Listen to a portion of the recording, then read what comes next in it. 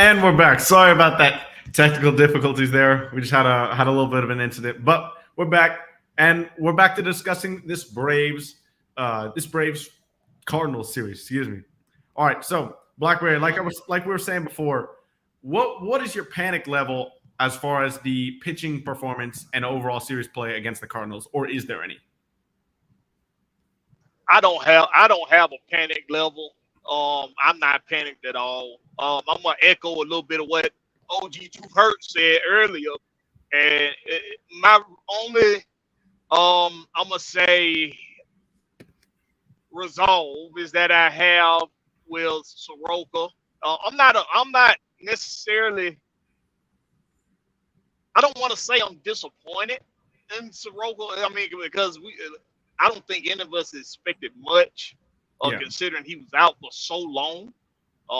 We do see that some of his pitches, he's gonna have to get back into the nick of things, like that sinker.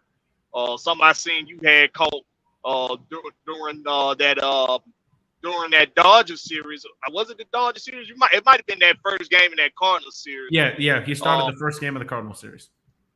Yeah, man. He's floating that sinker. He can't get it down. I don't know. Maybe if it's something that he just got to get. He got to go work on. Or maybe it's something mental with him.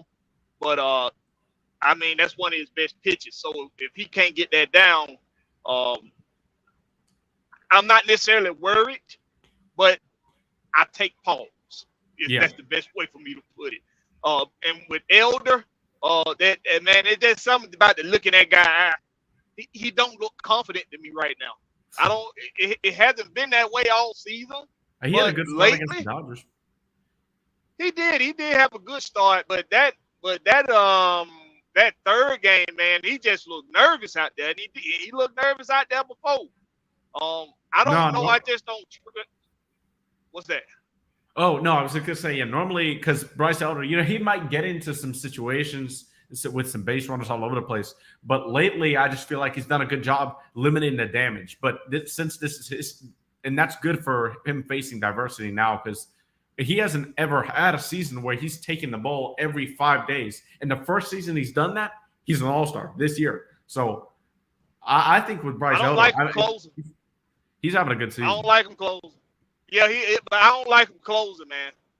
I think he's just had the luck of the draw. As far as like batters grounding the ball out or fly balls. Not saying that he ain't got nothing to do with that because he absolutely does. But I think it's been a little bit of the luck of the draw with him. I don't know. Maybe it's his face. When I look at his eye, when I look in his eyes, I just don't see confidence. I really don't like him closing in October, man. I really hope he ain't in that closer. That's a question mark. Yeah, it's going to be interesting to see what the Braves do come postseason because we know we're going to have Strider, we know we're going to have Max Fried, and we know we're going to have Charlie Morton. Now, those three are locks to be starting pitchers in the postseason. But do we carry Bryce Elder is going to be an interesting proposition. Let's say if we carry him, he might go in the bullpen and pitch some in long relief. But he also could start. He's just never started in the playoffs. That's the only thing. The playoffs are just a whole different animal. So it'll be interesting to see what happens with him. But in this Cardinals series, and I mentioned this before we stopped the show, there was the Cardinals have had a great offensive year. It's really just their pitching that has been so bad that they're in last place in the NL Central. And like I said before, top 5 most disappointing teams this season got to be. But they hit the home run ball. Tyler O'Neill and Nolan Gorman both hit 2 homers off in this game to give the Cardinals 10 runs. And normally it's the Braves who are hitting all these homers against their opponents, not the other way around. So that was a bit of a shocker. But like you said before, when you have a turbo sinker like Soroka does, and you leave it up in a zone, that's really the happy zone for a lot of hitters. Oh yeah, that's to give it to me so I can knock it out of here. Yeah. You leave it sitting up there like that. Yeah, and Soroka, and with regards to the injury that he was taken out of during the third inning, I was originally really nervous when they said numbness or shaking in his fingers, because that's I don't remember what it's actually called, but it's like thoracic something syndrome, and that has put so many pitchers behind the eight ball for their entire career. And Soroka doesn't need any more of that, because he's already been put behind the eight ball so many times in these last 3 years, trying to just get back to the way he was before. So I'm thankful and happy to hear that he didn't really have anything too serious, even though we won't see him pitch again this season. Yeah, because that diagnosis you're talking about, that's something to do with your physical and your mental clashing, right? Something they say about your nerve system and all that clashing with your mental. Yeah, is it thoracic outlet syndrome? I think it might be thoracic outlet syndrome. That can cause that, like the numbness, shaking in the fingers, and that's really affected a lot of pitchers.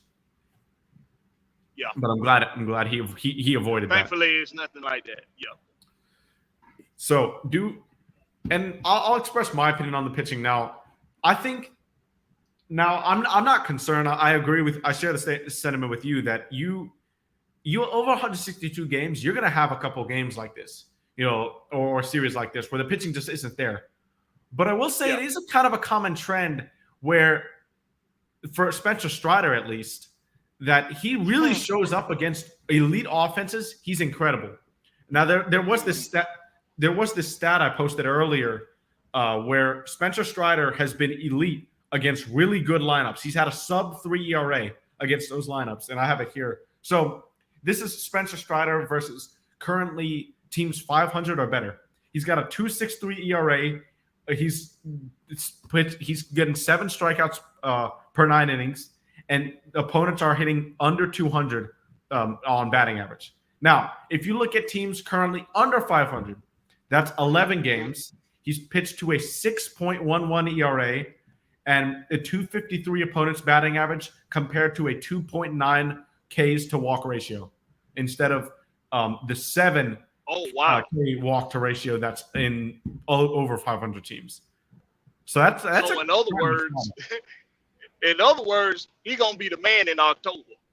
Yes, that's a good way to look at it. Yeah, we know last year the Spencer Strider was injured when he pitches. I don't care. I'm throwing that stat out the window, out the city, out of the state, out of the country. I don't even want to talk about it again.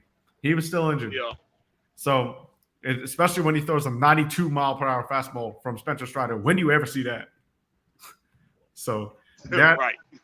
And this team is another case of that. I mean, the Cardinals, yes, they're under 500, but what's a little bit strange about the Cardinals situation is they have a good lineup. It's just their pitching that has been so terrible this season that they're not in contention.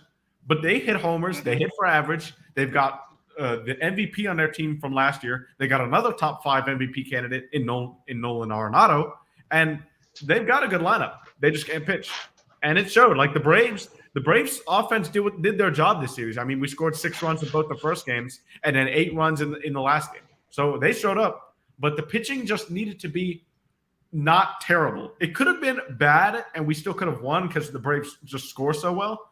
But when it's this bad, allowing 10 runs back-to-back days, there's really not much you can do as far as the offensive standpoint, or you can expect from an offense to carry you that far. Yeah, it's really not a good look giving up 2 10-plus run. I mean, hell, man, it is baseball. It's really not a good look giving up more than 2 games for 5-plus runs. Yeah. But 10, man, that's not a good look. And I think that's why a lot of fans are taking so much pause on before they get, because it's a lot of fans that's really they catching their breath and saying, you know what, maybe we shouldn't get too excited about this team in October. Yeah, the bats are good, but if we can give that up, if we giving up runs like this in a series this late in the season, then what does that say about our pitching room? But like the question you asked though, what's your panic? Do you have a panic level? I'm still not panicked. Yeah. We know that Schnick is going to put these guys in the best position to succeed. Yeah, I'm not concerned about the pitching. Like we've taken a turn for having a stretch of some of the worst pitching in the league. Like especially when you look at Spencer Strider, I'm actually gonna this is a testament to what Will said a lot on the show.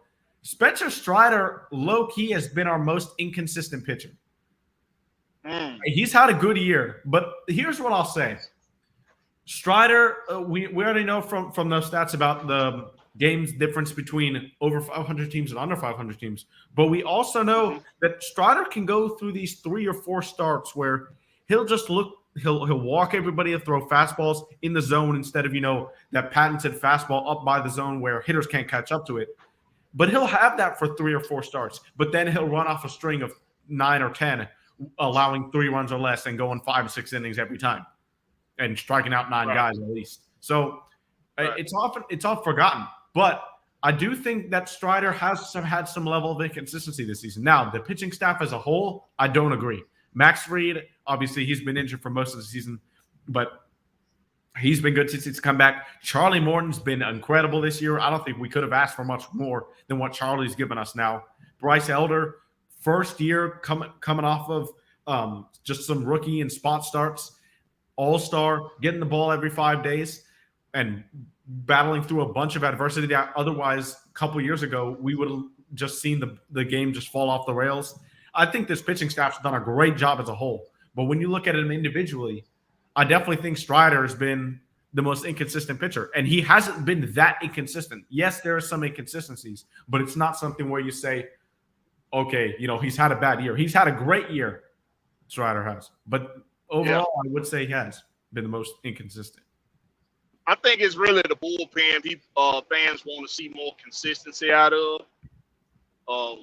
Like we've always had faith in the starting group, even when guys come back from injury. Like it's like you plug them in, they right back. They pick up right back where they left off. Exception of Soroka. Yeah. But I really think it's just it's the bullpen.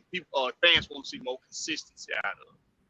Yeah, and lately they have been pretty inconsistent. Overall, or during the season, if you look at stats, we've had an incredible year, and I agree with that. But I'd say over the past week or so, it's been a little bit inconsistent. Raisel Iglesias had his first bad outing within a span of a month and a half, so that was strange to see when Raisel almost couldn't close that last game against the Cardinals, because after winning NL Reliever of the Month for August, allowing 0 runs for an entire month. He had a really bad outing, but I'm glad he chose to have it then when we had an 8-3 lead going into the 9th. Yeah, because he's usually probably our best persistent pitcher in the bullpen. Yeah, I think he along with Joe Jimenez probably overall, if you look at the course of the season, have probably been our 2 most consistent relievers. Kirby Yates has been on and off. Oh my God, Kirby Yates! Oh, yeah. Now I think I share that same sentiment about Elder with Yates, but even more. Okay. Yates sometimes he comes out, he doesn't look confident in his pitches, and because of the pitch count, I'm gonna know. Tell me if you've seen this, but I don't see him on the same page with the catcher that often. I don't think I can really tell about that. I don't have an opinion on that one, but I do think that Kirby overall, this is his first year coming back after having some surgeries with a really consistent role for the bullpen.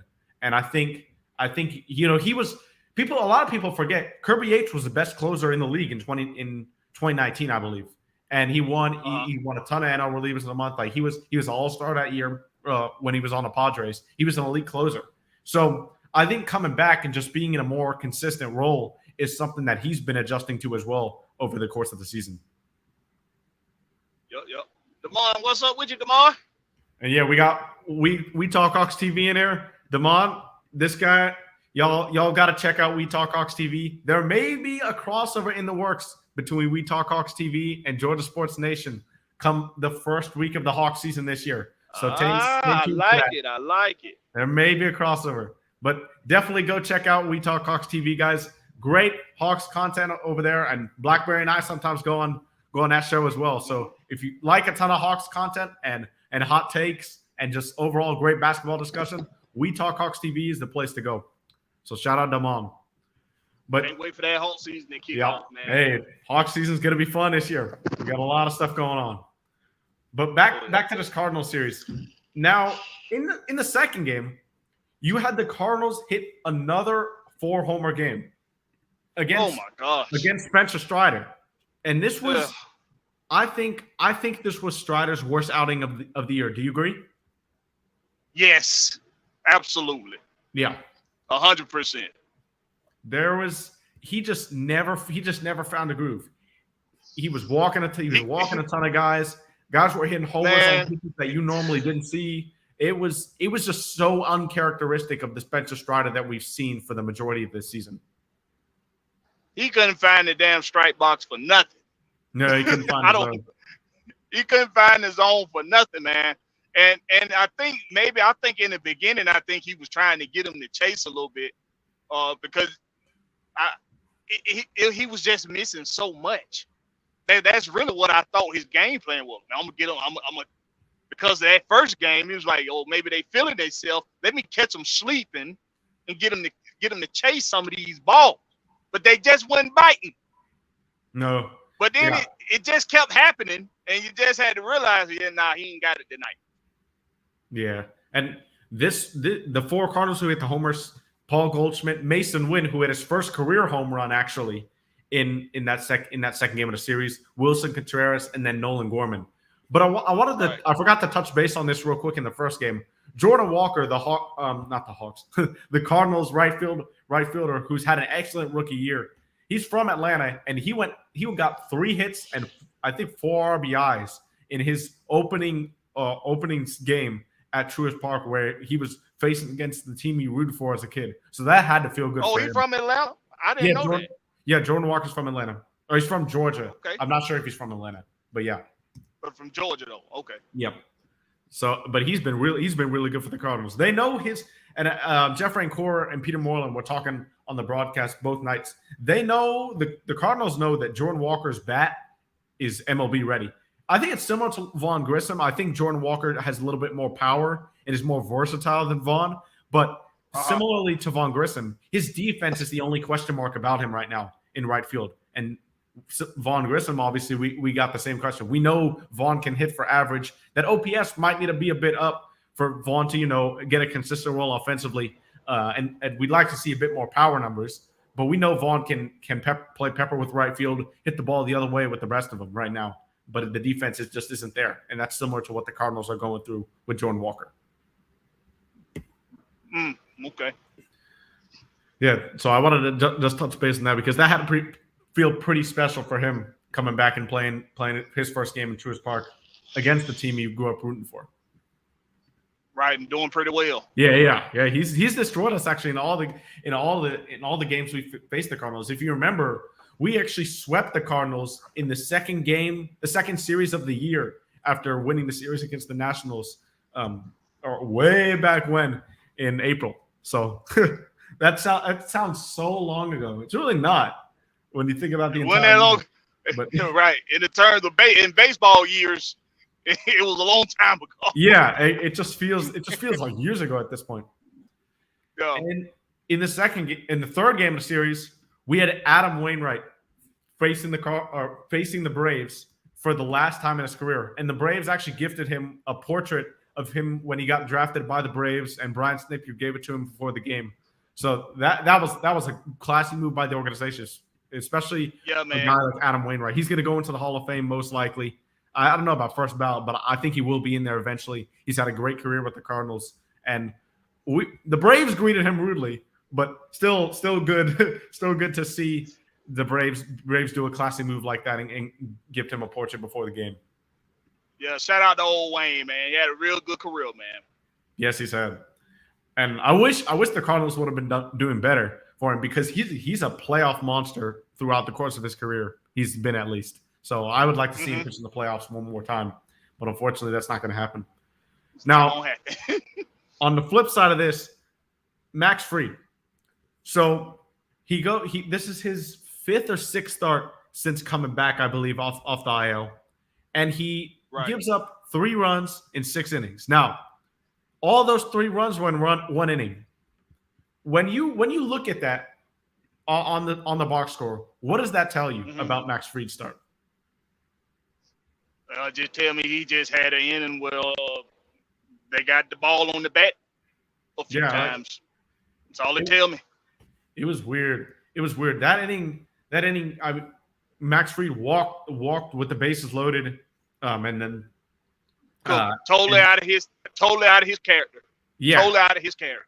It just looked like, and my grandmother actually tells me this all the time. Max Fried is always just so stoic when he's on the mound. He doesn't like to show a lot of emotion and everything, but when he walked that run in with the bases loaded, that was when he started to show a little emotion. And we all know that pissed off Max Fried is dangerous. After that, giving up 0 runs. We saw that in the playoffs in 2021.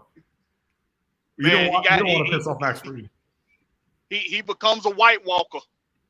He becomes a White Walker. Anybody watch Game of Thrones, you know what I mean. If you think you're dead in the water because you got him on a bad inning, he gonna come back as a White Walker, and you ain't gonna be able to do nothing. He gonna have ice in his veins. He gonna have fiery blue eyes. That's what's gonna happen.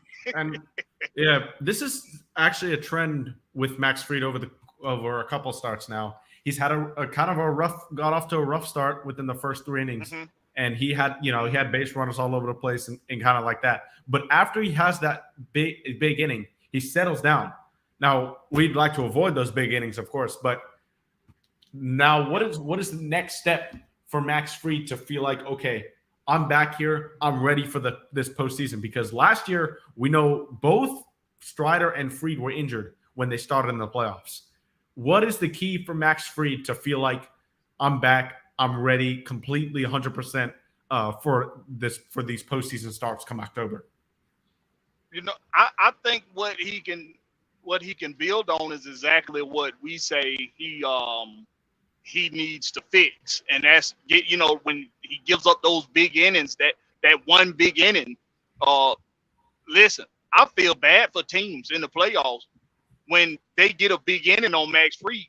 If it's early in the game, if it's the first few innings, you might as well wrap up the next 3, because he gonna come out there and he gonna pitch lights out. I think something that he's real good at doing is knowing how to adjust what he's not doing right on the mound in game. I think he's really good at that. Some I'm gonna start paying attention to is when he does have those big innings, when he gives up those innings like that. It's the difference in his placement of his pitches when he comes back out the next time around, because it clearly this dude is harder on himself than anybody else is hard on. Yeah, because he's really good at just coming out there and getting it together and getting it right. They call Matt Ryan Matt at Ice because if he throw an interception on one series, he's gonna come back out the next series. He's gonna throw your lights out. He's gonna pass your lights out. That's exactly what Max Fried does. When he sees he makes a mistake or he has a bad time out on that mound, he's really good at just coming out there, fixing it, and just really just getting the business for the rest of the game. So I think if for him, it's just build on what he's already capable of doing. Gotcha. Yeah. And if you look at this Cardinals series, obviously, the series lost, but if there's a couple positive you can take away, it's definitely on the offensive side of the baseball. Matt Olson had struggled getting his power stroke back over the past couple weeks. Now he found it in that last game of the Dodgers series, and it got into his luggage, went on the plane, landed in Atlanta, and went to Truist Park with him, because now he's hit 4 home runs in the past 4 games. And it comes in bunches too. It's funny. He'll have these power slumps where he'll still be hitting the ball the other way. He'll hit singles, he'll hit his doubles like we know he can do, but the power stroke won't be there. Then he goes off and hits like 6 home runs in 13 games or something like that. Something crazy like what Marcelo is doing something right now. You'll see Matt Olson do that a ton of times. But I'm just really encouraged to see it come back, because Well, for a long time, people were like, okay, is Matt Olson going to take the Homer League? It's been a long time since the Braves have had a guy lead the league in homers. It was Andrew Jones with 51 the last time the Braves have had a guy who's led the. Whoa, was it that long ago? What? Wow. Yeah, I'm pretty sure it was Andrew Jones in 51. So Jason Hayward didn't lead the league in home runs? I don't believe so. Or no. Oh, sorry. No. Okay. I might be right about this, but I'm not exactly 100% sure on what I said. But I am 100% sure that the franchise record is 51 set by Andrew Jones. That's where it is. So people are seeing if Matt Olson can get that franchise record, get over 51 homers. That's what they want to see. It's still a lot of time. It's still plenty of time left. Yeah, we got plenty of games left. We got 26 games left around there. We've got 20. We actually got 23 games left. 23 games left in a season. That sounds like a low number. It's getting close. Getting close to postseason baseball, which is the best kind of playoff sports. I don't care what everyone says. If you want to have this debate with me, Blackberry, we can do it another time. But for me, playoff baseball is the best playoff sport, no matter what. I watch every Hawks game. I watch almost every Braves game. But playoff baseball is something different. What about you? What's your favorite playoff sport to watch?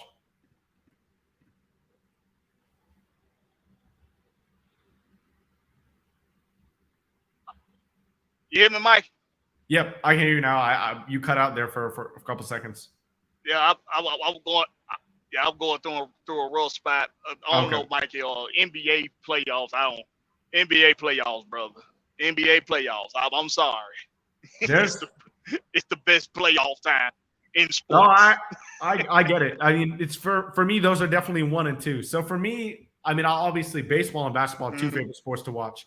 I'd rather watch a regular season basketball game 100% than a regular season baseball game.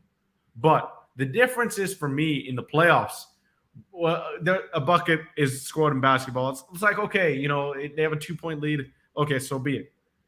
Wait, in the first quarter. But let's say it's the second inning and Max Fried walks, who we might face the Phillies in the postseason, walks Bryce Harper in the second inning with 2 outs. You're like, oh, no, there's a base runner. Oh my goodness! But in game 89 of the regular season, Max Fried walks Bryce Harper in the second inning of Braves and Phillies. You're like, okay, 2 outs, runner on base, not a big deal. I don't know. It's just something about the playoffs that just brings out all your worry and all your stress for baseball, which is what I love about it. Yeah, I feel you, but I feel you on that. Yeah. Between Mookie Betts and Ronald Acuna last week in LA. And Ronald Acuna came back and has not slowed down. 2-homer game for Ronald in the third game of the series. And on the second one, Adam Wainwright, you could tell his expression on his face. He literally mouthed the words, wow, when he hit his second homer because he hit a homer to right center field over the bullpen fence that was below the zone. It was a curveball about low 70s. And he waited back on that and set that thing over the fence when it was almost touching the ground. That is what I remember because I was watching the game with my brother, and it's crazy. I said, "Oh, he didn't get all that, did he?" And the ball kept going. I was like, "Wait a minute," and it was gone. I was like, "Wow!" I couldn't believe he hit a homer off that pitch. Oh no! Well, it seems like we lost Blackberry's connection there for a sec, but yeah, Ronald just keeps doing things that we've never seen before this season. So it's just crazy to see him every night leading off things for the Braves. And the way he did it against Adam Wainwright on the first pitch that he saw was just crazy.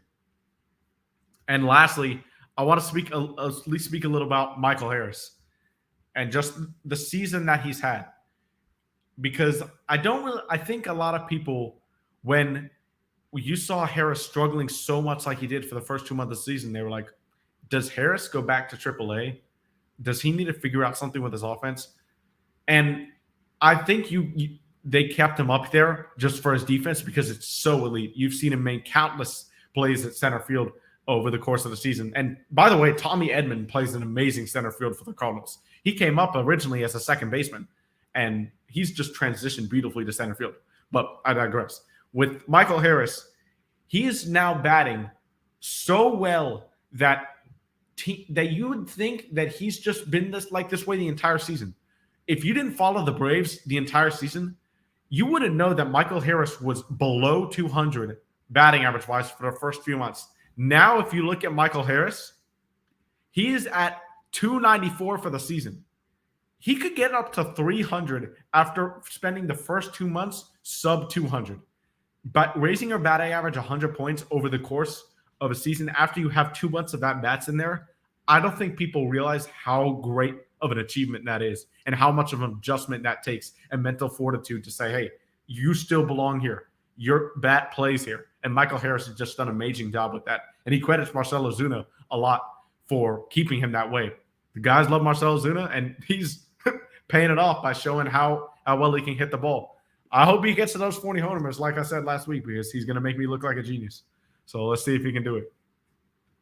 But, all right, on to previewing this Pirate series. Now, if you remember, after the All-Star break, the Braves faced the Pirates.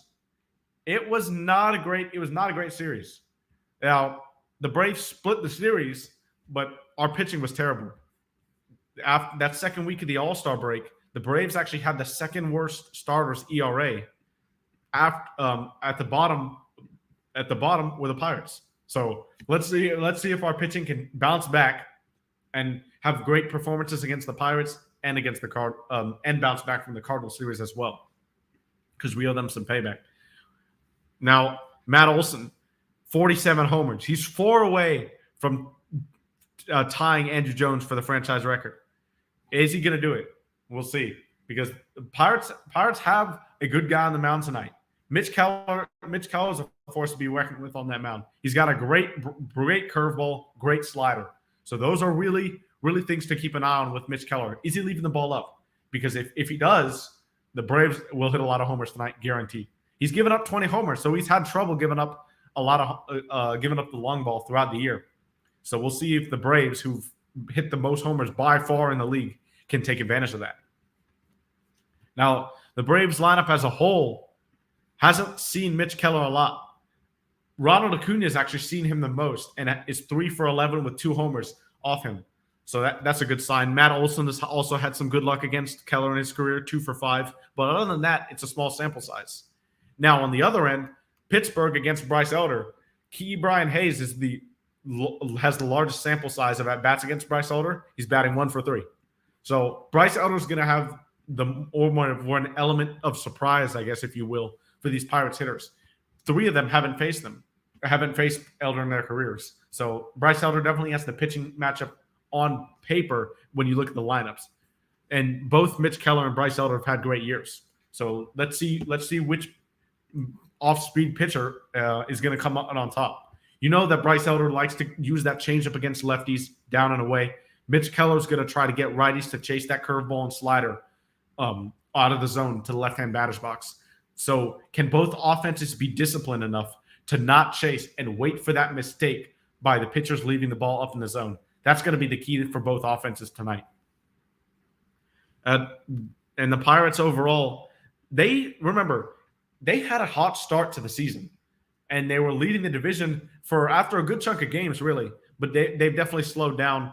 And with the Pirates offense, they don't have a lot of guys that are going to hit home runs. You have Jack Sawinski, who's hit 23 homers, but other than that, Brian Hayes can hit some homers and Brian Reynolds. But really, those are the only guys that you have to really pay attention to as far as power numbers. They're going to want to hit for average. They're going to want to get those big innings and pepper you to the opposite field to stage a big inning and a big rally. Bryce Elder's one of the best ground ball pitchers in the league. Let's see if he can squash those rallies with a couple double plays. He's actually Bryce Elder's turned the most double plays behind him out of any pitcher in the league this year. So let's see if that can happen, and that which will be a great sign for the Braves to win this series. ESPN gives the Braves a 74% chance to win the game tonight with Elder against Keller. So let's see if the Braves can follow through and keep this momentum going, because after you come back from a series like LA, like OG Truth said, yeah, there can be some. Oh, you're all good, Blackberry. Maybe there can be a little jet lag coming back from the West Coast. You add all your emotions for a big Dodger series, then you have a poor pitching performance against the Cardinals. Let's see if we can bounce back and get the momentum on the right track as we charge through September into the playoffs. Now, I want to discuss a little bit of Hawks talk here, because we really haven't talked a little bit. We haven't talked about the Hawks in a couple of weeks here. There really hasn't been much news, but I'm curious to hear your thoughts. If you tell me in the chat, what is your expectation of Quinn Snyder with this team? Do you think he elevates this team to near 50 wins? Obviously, last year the Hawks were perfectly mid at 41-41. We gave up almost the same amount of points that we gave up on the road at home and at home. There was just so many stats that we were just dead even in. But what can Quinn Snyder do to really take this team to the next level? If you ask me, the first thing is offense. You saw Quinn Snyder lead this team to have the second best offensive rating post All-Star break. Behind the Kings were in first after the All-Star break. That was it. Then the Hawks. So we know this team can score, and that's not a big deal. But what are they going to do defensively? Now, Quinn Snyder's not been recognized as a great defensive coach. He's more focused on offense. You've got that 5-out system and the pick and roll, wanting to shoot a lot of threes. That's what Quinn Snyder's known for. But defensively, we didn't really have any upgrades in that department from last year. If you ask me, honestly, we kind of got a little bit worse as far as just personnel-wise, because John Collins provided some great help side and rim protection defense all of last year. So Jalen Johnson is going to need to step up in that department. But for me, it's got to be more of just less gambling. And this relies a lot on DeJounte Murray. DeJounte just has to stay in front of his man and not let the other guards get into the paint. That's the biggest thing for me for this offense. We don't know if we're going to trade Clint Capella yet. He could be traded, he could not. And at this point, it looks like he won't be. If Clint Capella is still on this roster, I think our defense obviously gets better with him on this roster. No doubt it gets better than worse. But Capella and Okongwu are going to have their work cut out for them this year, because we didn't really make any defensive upgrades at that guard position, which point of attack defense was our biggest problem last year.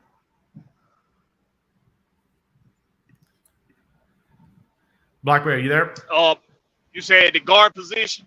Yeah, I'm saying Okongwu and Capella, if they're both on the team this year, I mean, Okongwu will be, but if Capella's still on the team come training camp, they're both going to have their work cut out for them, because we didn't really make any upgrades as far as point of attack defense at that guard position. Oh man, yeah.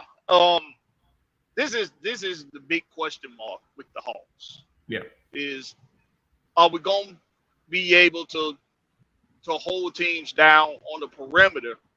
Because getting inside seemed to just be something that teams could do at will.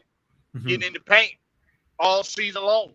We thought at some point that it was going to correct itself, because Capella is still a defensive anchor in the paint.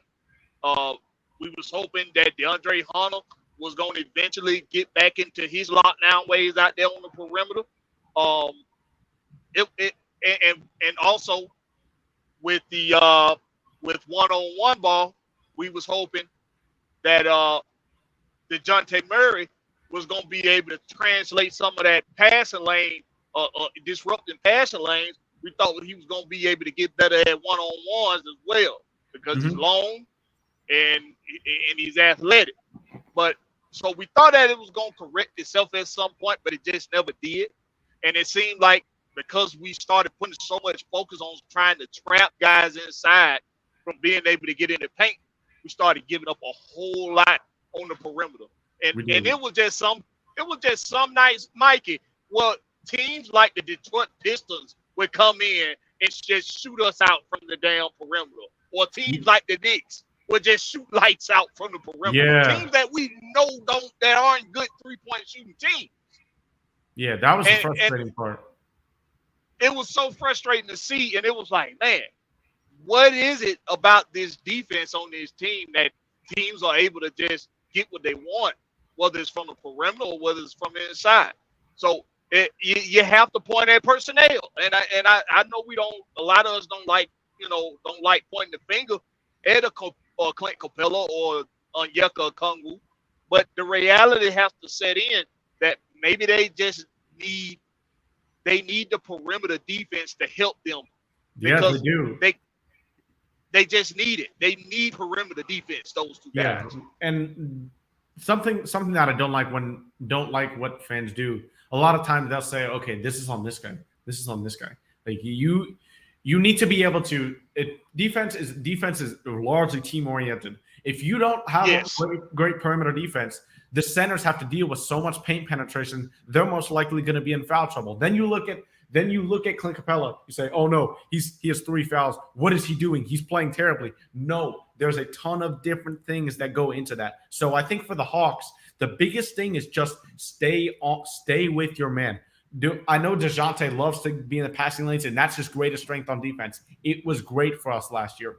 But overall, I think the biggest key to this defense lies in DeJounte Murray not allowing his man to get into the paint as much. I agree. Sometimes, but we obviously know Trey is not the best defender, to put it lightly. And we know he's not going to be on the team's first offensive paint penetrator. DeJounte most likely will be at the first guard penetrator. That's got to be his first. That's going to be his main job. Don't let him get into the paint. DeAndre Hunter is going to handle the wings. Now, I'll debate anybody on this. I think DeAndre Hunter is still a great defender when you have him against wings. Now, he can't guard perimeter defenders. I thought he could when he first came into the league, but he's just not that lateral quick. He doesn't have the lateral quickness to deal with those guys, those small guards. Yeah. But when you put it could be due to injuries. Could be due to all those injuries.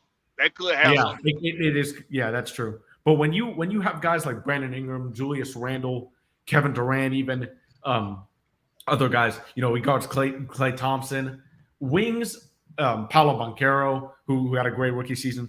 You see DeAndre Hunter guard these guys and have great defensive performance against them multiple times. So we know we can guard wings, and then we have the best center defensive combo, and honestly, just best center overall combo in the league when we have Capella and Okongwu. So that should be 3 out of 5 guys on the court that'll always be plus defenders.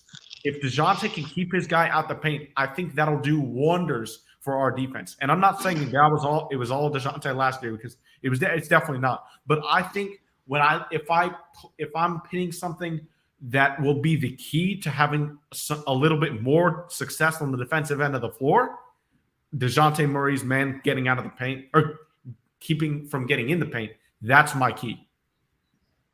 Yeah, I think somebody that DeJounte should probably talk to and go reach out and probably work out with and get some mentorship with is Scottie Pippen. Scottie had to do it on both ends of the floor, and he knew that. But it just seemed like it came so, natural to him to be a good defender. Now he was longer. He got more length on him. He had more length and size on him than DeJounte.